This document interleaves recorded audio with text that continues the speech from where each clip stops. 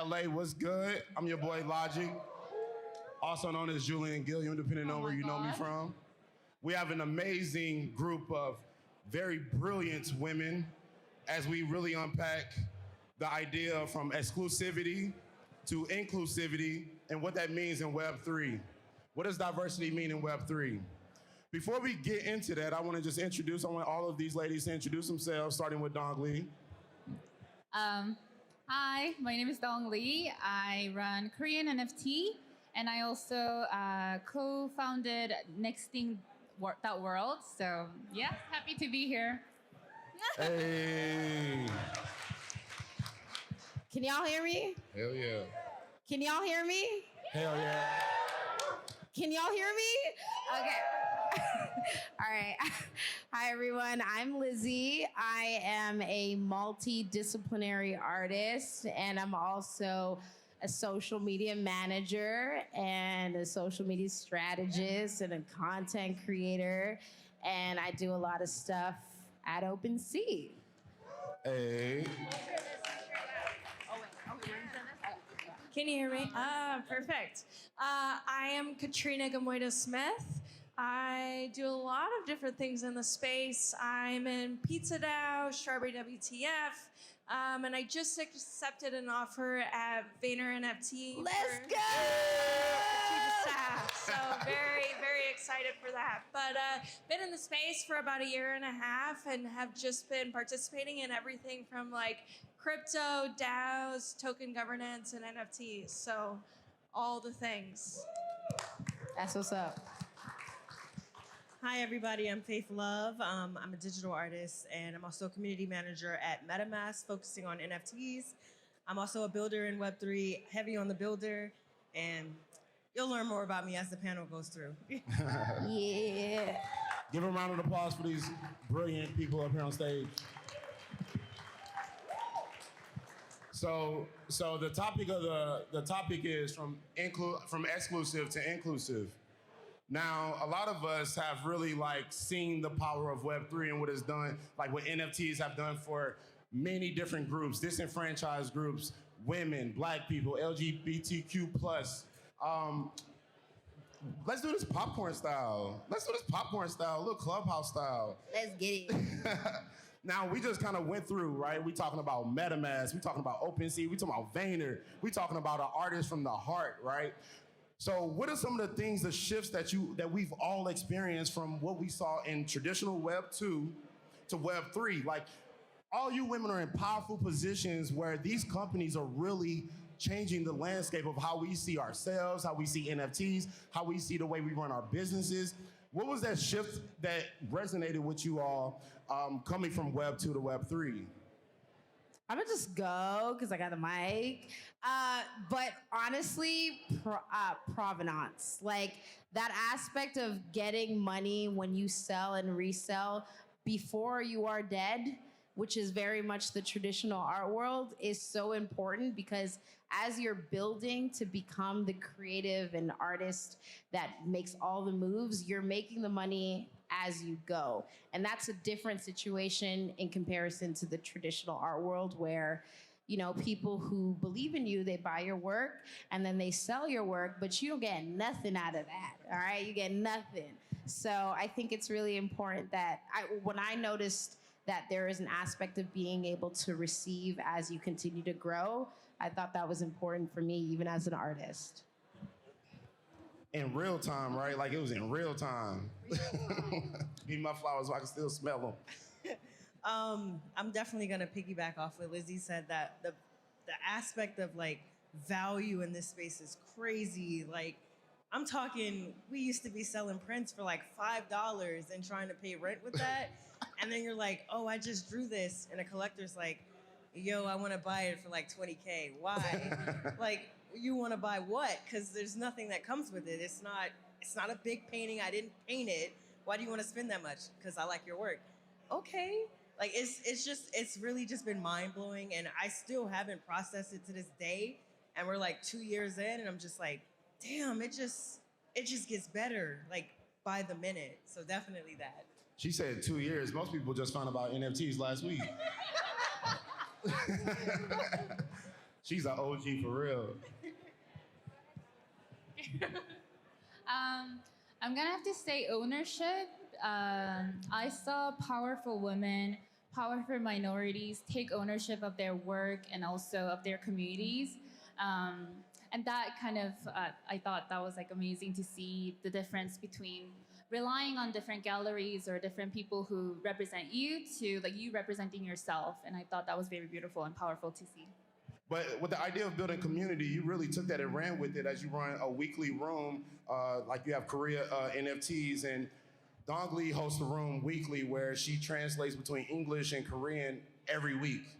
And we're talking about from exclusive to inclusive, like that's amazing. So before we get to Katrina, just like to tap on it a bit, what was it that like made, or what was that your prerogative with making sure you onboard Koreans into the space?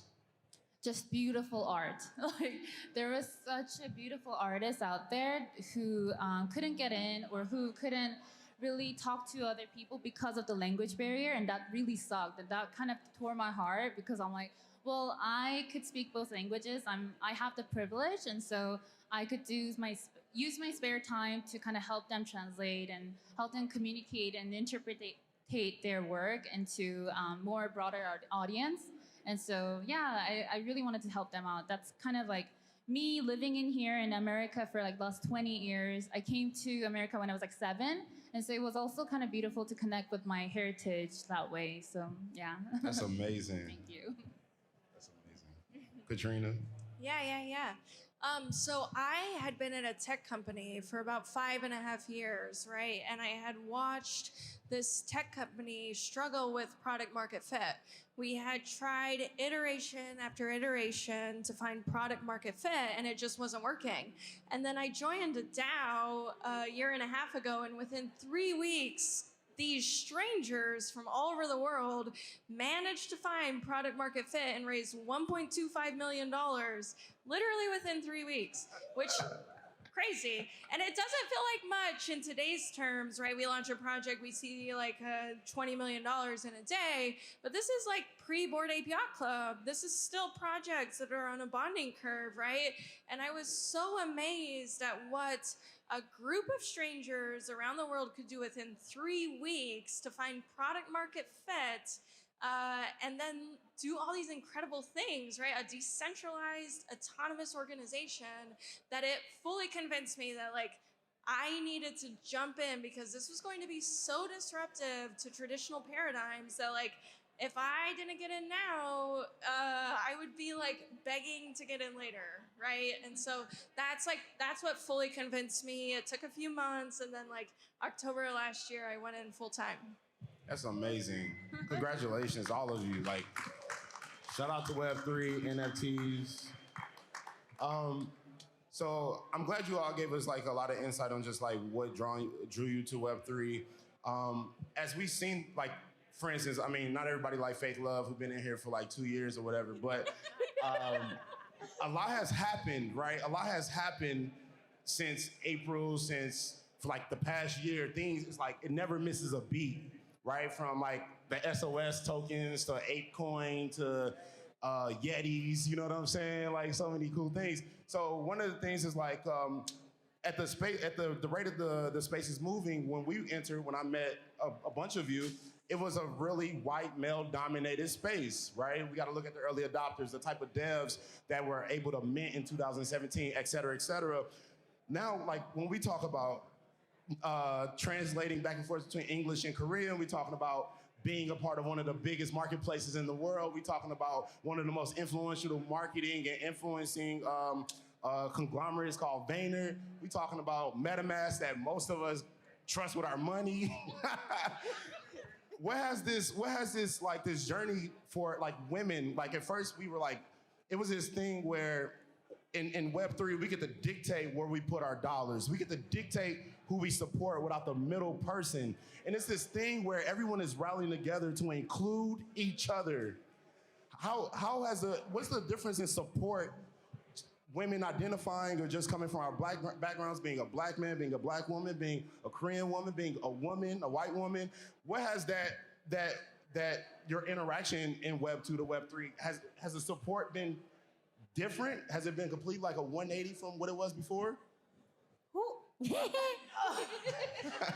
let's talk about it. I feel like when I was a regular artist in Web 2, I didn't have to worry about a lot. I just posted my work and people saw it and they were just like, okay, nice.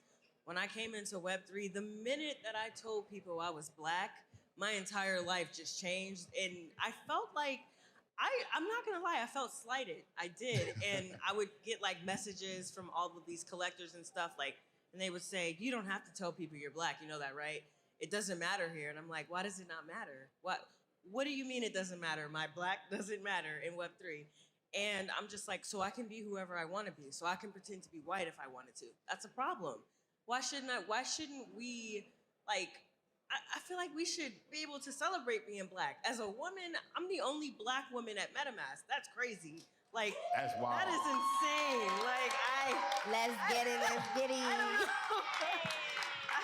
I don't know. I'm still adjusting to that. And has it been like a bit of a culture shock? Absolutely. And it's still extremely hard. So I wouldn't even say that the journey is like beautiful just yet. But it feels really good.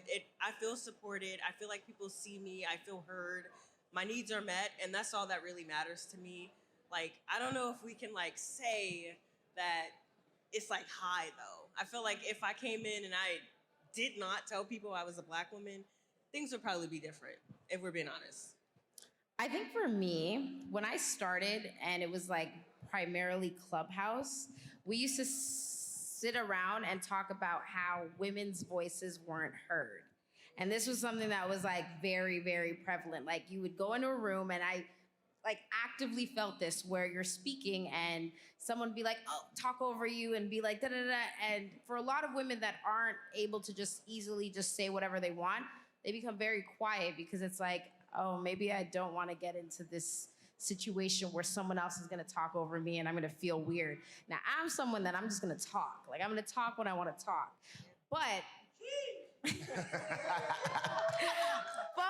it still happened regardless, right? There were still instances where people will try to like mansplain stuff and you're like, but I know exactly what I'm saying, so I don't know what you're saying that's adding to what I'm saying. Like, what are you doing?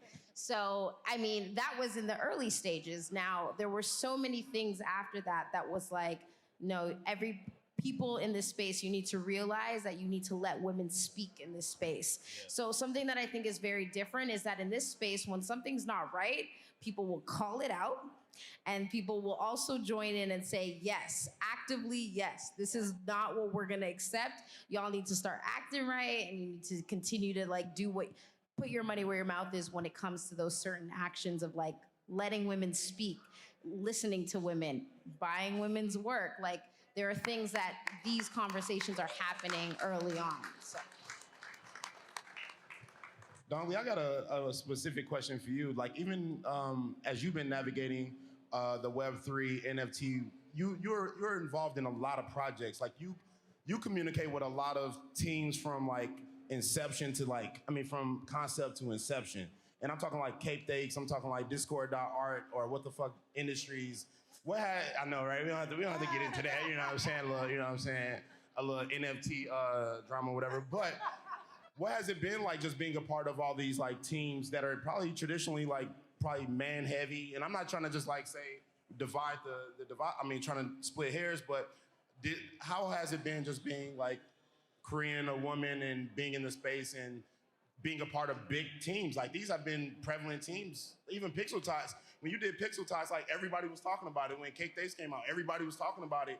And you've been like in the middle of like how these things are. How has that journey been from before Web3 and all that stuff and being in the space? I don't know. When I did Pixel Tots, I kind of accepted myself as, well, I go by Potato God. Obviously, everybody knows me as Potato God, and I kind of accepted that character. And since then, it was kind of fun.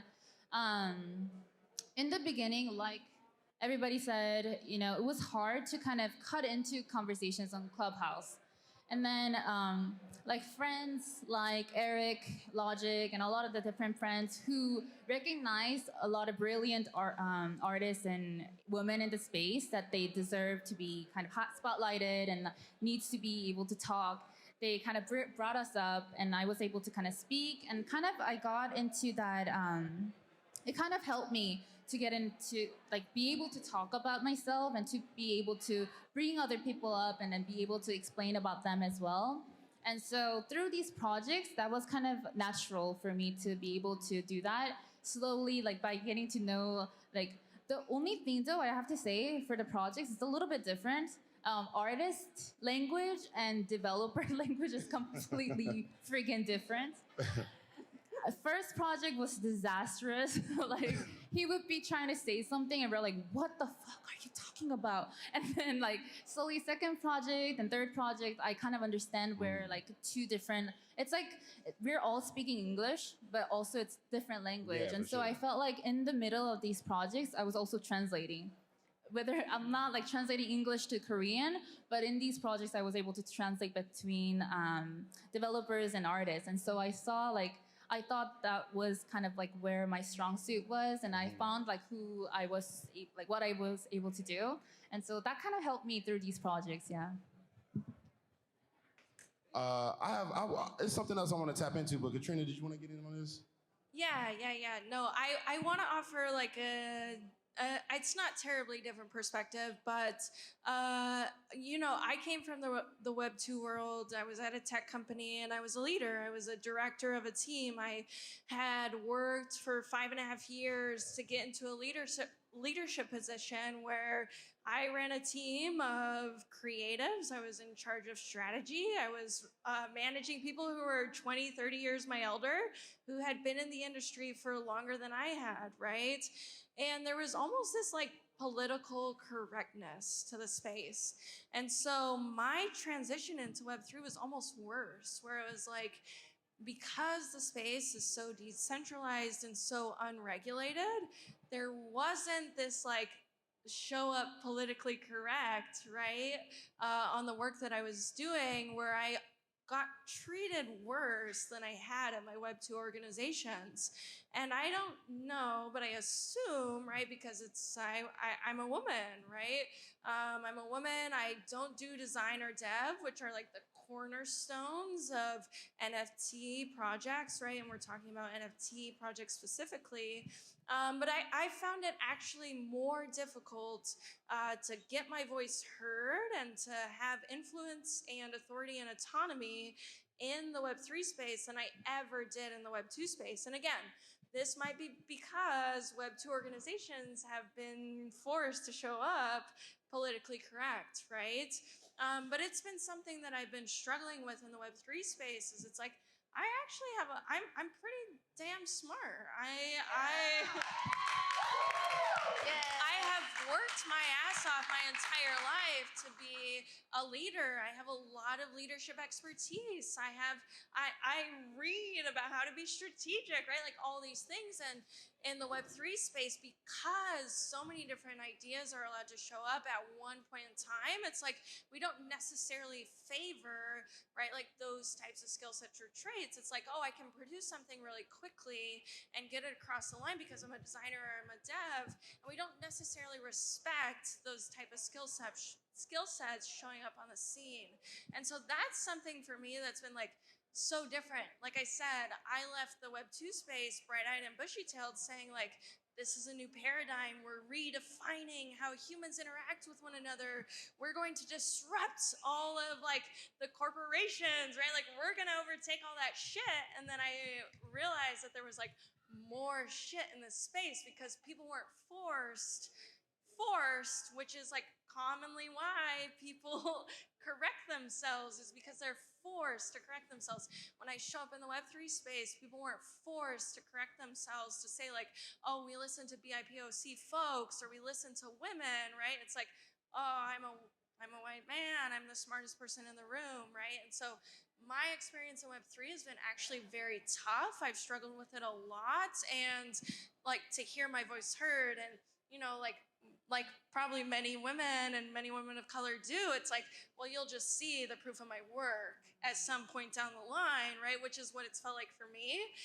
But there definitely still is an opportunity for folks to be like, oh, wait, we're repeating the same shit that we did before, and it's gonna take BIPOC and women to come correct us, right? Because nobody else is going to hold us accountable.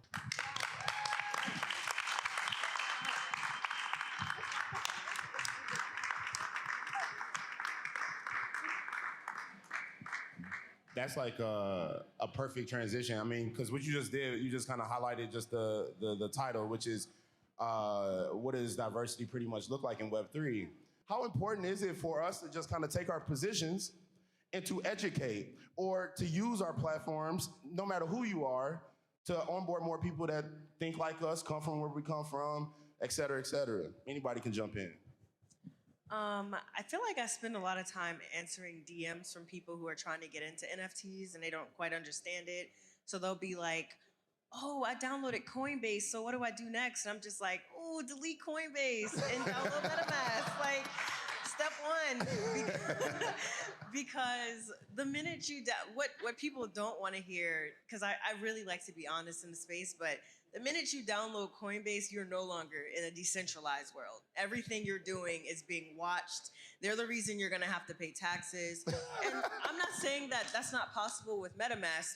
Not financial advice. Not financial advice. You can download MetaMask and I can send you some funds and you don't have to worry about anything. If you're just looking to trade stuff, you can more than likely get people to send you funds and go from there. Hey, I'm not really trying to be like, I don't want to post my email, I don't want to post my socials. I mean, that's what you're going to do if you download Coinbase. So come over here if you're just trying to figure it out. You're trying to fill the space out in the beginning and, you just want to know if this is a right fit for you. I feel like my job at MetaMask is to continuously just onboard new creatives into Web3. And I have to break it down the best way that I can. And I try to spend time doing that. Is it like draining? Absolutely. I feel like I shouldn't have to do it. I feel like as a Black woman, I should be doing something better for them. But for now, I feel really good just bringing more people over to the app. And I like constantly hit up like our head of product and I'm just like, yo, how many people have like onboarded? Like, what are our numbers looking like? Give me the numbers. I'm writing them down. Yeah. They're just like, that's crazy. And I'm like, I need to make sure that I'm a value. Like, I need to make sure y'all didn't just hire me because I'm Black and that I look good for your company. I need to make sure I'm actually bringing value to MetaMask. Are people actually using the app? Like, it's that simple. Hell yeah. I think, honestly, when I think about how important it is to onboard people or just like my role and why I'm important in what I do is because every time I speak to someone new that's not in the space, there is that same sentiment of like, yo, I've listened to people talk about this shit, and I'm just like, I don't know what you're talking about. They're just talking in like a depth that they don't want you to understand. They're just having a conversation. And at every point, I'm talking from like literally coming here in the airport, in Ubers, and people get to the like, oh, what do you do? And I'm just like, ooh, I do this, this, and that. And they're like, ooh, this is when the questions start coming up. I'm like, ooh, I'm excited. Let's start talking. But every time I speak to people, and this is just for me in how I like to communicate the understanding that I have for this space, is that they come out saying, yo, I've never actually understood it until you actually broke it down for me. And I think that that's important because I bring that to the table. I bring the ability to communicate this space in a way that people can understand it without such a technical knowledge or a background that, some form of academic background gives you. But I have a space where I'm like, I want you to understand this because you are already a part of a tech world. You are integrated in a tech space, whether you're in Web3 or not. You're in Web2, you grew up in Web1. Understand that this is a development from each of those stages to this place, and then open your mind to understand what this opportunity can bring you based off of like anything you do in this world. It's more of a technology. It's not what you see on the news, because we grew up in a world where the news is specifically just going to give you one side of something. So that's why the news is like, oh, look at how much, people made. Look at how much these CryptoPunks, this is all that. That's all people that are outside of this space see. They don't understand it for anything else. So I'm like, no, you need to understand that there is too much more to this than you think you know. So I think that me having that kind of a mindset, I bring that to the table. I feel that.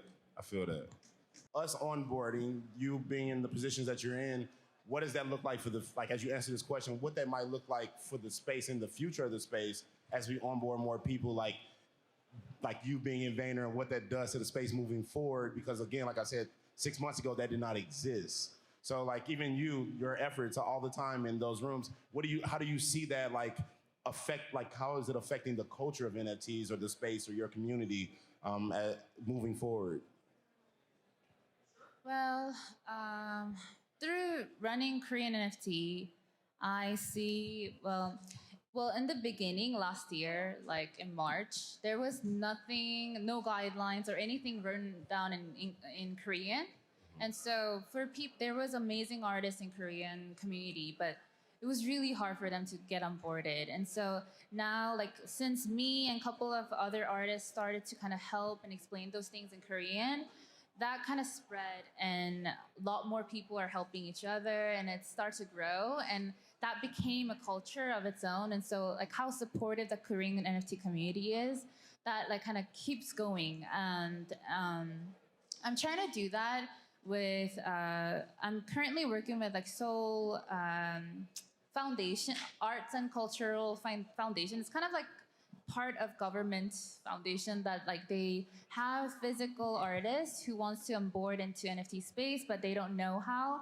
And so, I'm working with them, opening up educational sessions so that they kind of get to learn about the NFT space, and also just general what Web3 is. It's kind of, they just think it as right now, just basically, oh, blockchain, oh, Bitcoin, oh, people.